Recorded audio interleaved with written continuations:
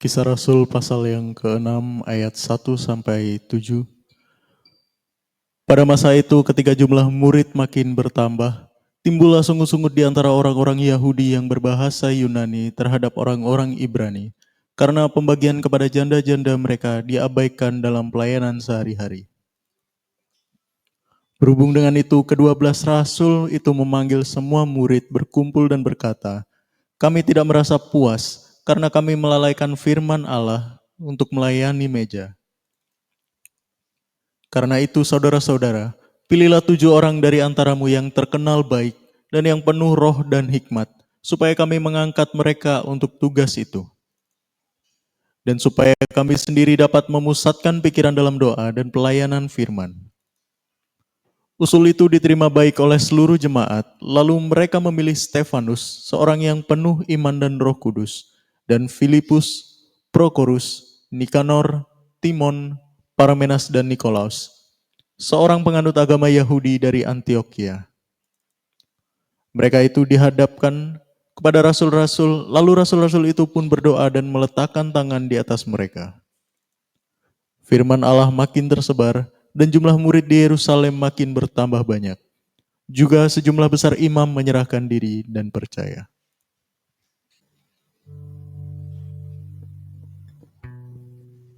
Oke, shalom semuanya. Tuhan Yesus memberkati ya. Baik, kita akan belajar melanjutkan yang kemarin, saudaraku.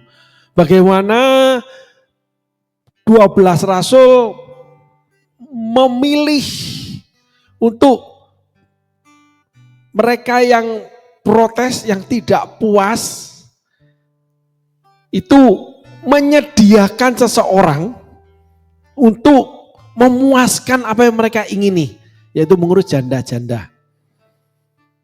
Tetapi para rasul menentukan standar alkitabiahnya, yaitu orang yang terkenal baik, penuh dengan roh dan berhikmat. Nah, ketika setelah ditentukan dalam rapat atau pertemuan, ketika efek negatif terjadi, ketika pelayanan sedang berkembang luar biasa, ketika para rasul sebenarnya tidak siap, ternyata mereka siap. Seringkali kita merasa tidak siap. Seringkali mendadak kita mendapatkan beban yang baru. Entah itu pekerjaan yang ditambahkan oleh bos, entah perusahaan itu yang tiba-tiba mendapat masalah, tetapi sebenarnya masalah itu terjadi karena perkembangan. Akhirnya kita teriak sama Tuhan, "Tuhan, saya nggak mampu lagi." Mungkin saudara merasa terlalu berat, terlalu besar, terlalu sukar, no hope, hopeless, tidak ada pengharapan, merasa diri kecil. Semuanya itu baik sebenarnya. Justru di sanalah terletak kerendahan hati saudara. Disitulah keluar bahwa saudara bukan orang yang serakah. Bukan orang yang sekedar bekerja. Bukan orang yang sekedar cuman supaya terlihat baik, supaya terkenal, supaya terlihat dipakai, terlihat berhasil, terlihat pandai, terlihat kaya. Segala semuanya dikerjakan. Tapi kisah Rasul pasal 6, yaitu para rasul, itu menjadi contoh buat kita.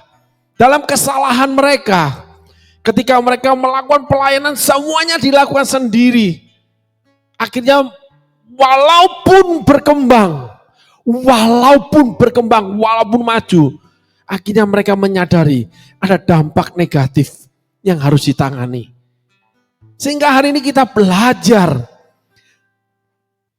Dari awal kita sudah belajar bahwa setiap kemajuan, setiap perkembangan ada dampak negatif. Tetapi dalam setiap perkembangan kita harus jujur mengakuinya. Nggak boleh menjadi arogan, menjadi sombong, terus merasa berhak melakukannya, mampu melakukannya. Dan harus dia yang melakukannya.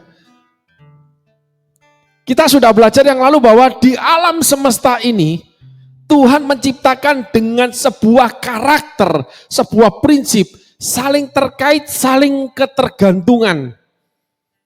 Gak ada satu yang mutlak. Di puncak ekosistem itu selalu bergantung juga dari yang paling kecil dari ekosistem. Di puncak ekosistem pohon yang besar itu harus mengeluarkan namanya biji-bijian yang ditanam kembali sampai bertumbuh menjadi pohon yang besar. Semuanya akan kembali menjadi kecil dan semuanya akan bertumbuh menjadi besar. Sehingga yang kecil juga harus diperhatikan, yang besar juga diperhatikan. Untuk memperhatikan dan mengakui yang kecil dibutuhkan kerendahan hati, dibutuhkan kesadaran, dibutuhkan yang namanya kejujuran, saudaraku. Ketika orang menjadi besar, dia tetap butuh yang kecil. Ketika punya perusahaan besar, dia butuh juga orang-orang yang jauh di bawah dia, yang bekerja untuk dia. Yang namanya dari penjaga gudang mungkin, dari yang bagian cleaning service atau kebersihan perusahaan, sampai kepada yang namanya CEO, orang-orang yang mengendalikan perusahaan dengan pemikirannya. Perusahaan juga butuh yang namanya orang yang punya tenaga yang kuat untuk mengangkut barang dan sebagainya. Itu adalah ekosistem. Sehingga para rasul akhirnya menyadari secara gentleman agreement, jujur mengakuinya bahwa mereka lalai. Nah, saat itu mereka mengembalikan, mempercayakan kepada orang-orang yang merasa dirugikan. Merasa tidak diberikan haknya karena mereka lalai. Dipilihlah di antara mereka. Ditentukan jumlahnya, lalu standarnya. Saudaraku. Ya. Nah, setelah itu mereka menentukan supaya kami bisa menerimanya. Sehingga win-win solution. Semuanya dapat keuntungan. Nggak untung sendiri, nggak hebat sendiri, nggak dominan sendiri, nggak mengendalikan segala sesuatunya sendiri. Harus ada kerjasama, saling topang, saling dukung, saling tolong, bahu membahu. Alkitab mengajarkan belajarlah dari semut. Saudara boleh searching semut, di situ akan nampak bagaimana cara semut hidup, bagaimana cara semut bekerja.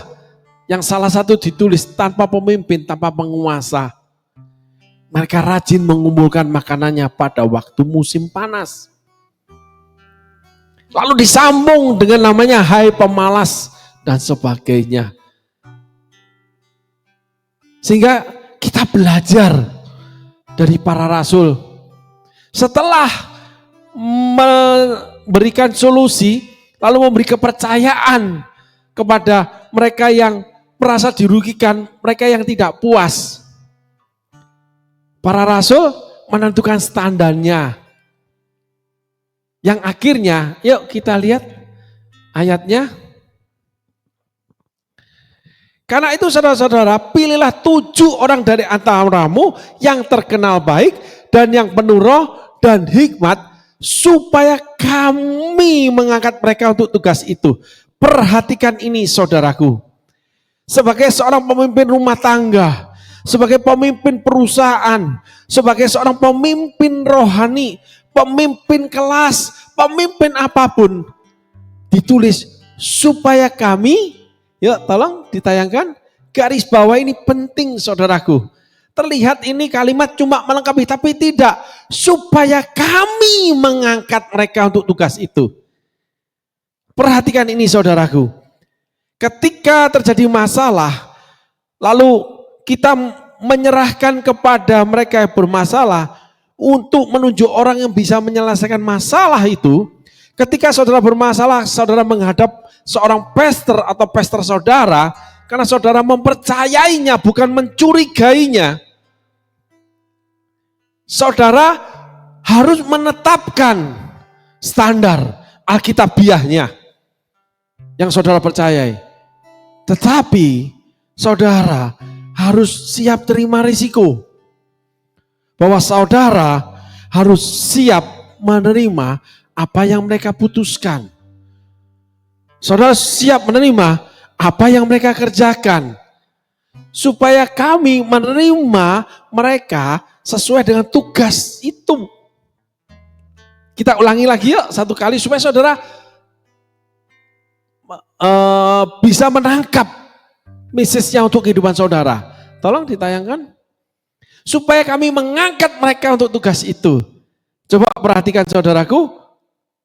Supaya mereka atau kami mengangkat mereka untuk tugas itu. Jadi setelah dikembalikan, setelah diadakan standar, lalu kami memberikan tugas itu. Setelah itu para rasul enggak cawe-cawe lagi. Dan 7 orang itu dipimpin oleh Stefanus. Dan Stefanus orang yang dipakai Tuhan memang penuh dengan roh. Nanti kita lihat ayat-ayat selanjutnya. Seseorang yang terkenal baik. Seseorang yang sangat berani memberitakan Injil. Seperti rasul-rasul. Sehingga ketika saudara hendak menyelesaikan sebuah masalah karena terkena dampak negatif dari perbuatan saudara atau pekerjaan saudara atau pelayanan saudara atau kepemimpinan saudara di rumah tangga, saudara menetapkan orang itu orang yang punya kekuatan yang minimal sama dengan saudara. Punya hikmat yang sama dengan saudara. Ketika seseorang menunjuk orang yang jauh di bawah dia atau tidak sesuai kemampuan seperti yang dia miliki, sebenarnya orang itu tetap di bawah kontrol daripada orang yang menimbulkan masalah. Itu akal-akalan licik. Ketika Stefanus dengan 6 orang temannya diberikan tugas untuk memimpin pelayanan meja, Stefanus adalah orang yang dipakai Tuhan luar biasa. Seseorang yang punya kemampuan seperti rasul-rasul yang lain, bahkan mati martir lebih dahulu daripada para rasul yang mengangkat dia. Nah, inilah kesepakatan Alkitab yang harus kita sepakati. Saudaraku, seringkali kita menjadi umat Kristiani, beriman terhadap Kristus, kita menyembah Yesus, tapi seringkali penyelesaian masalah kita nggak ngerti bagaimana standar Alkitab, atau kita nggak mau yang sesuai dengan Alkitab. Kita mau yang sesuai dengan kehendak kita. Salah satunya kita memilih orang yang punya kemampuan lebih rendah dari kita dan sebagainya. Karena di dalam batin kita masih ingin cawe-cawe. Kita masih ingin mengendalikan. Kita masih ingin dominan. Kita masih tidak rela melepaskan masalah itu. Tidak rela melepaskan pekerjaan itu. Tidak rela melepaskan pelayanan itu. Ini standar Kisah Rasul. Sehingga setelah itu Injil semakin berkibar dan para imam, pembesar-pembesar rohani saat itu datang kepada para rasul, dimenangkan oleh para rasul menjadi pengikut-pengikut Kristus. Di mana mereka pada awalnya lawan daripada para rasul, yang menentang para rasul. Sehingga kita hari ini belajar bahwa kita harus memilih orang yang sesuai standar Alkitab, dan orang itu harus punya kemampuan yang lebih, gak boleh di bawah kemampuan kita. Sehingga kita bisa mendelegasikan tugas dan mereka akan menyelesaikannya dengan baik. Yang semuanya harus dilandasi dengan rasa percaya. Oleh karena ada hal-hal negatif yang harus kita selesaikan dari keberhasilan kita. Amin saudaraku. Tuhan Yesus berkati. Terima kasih.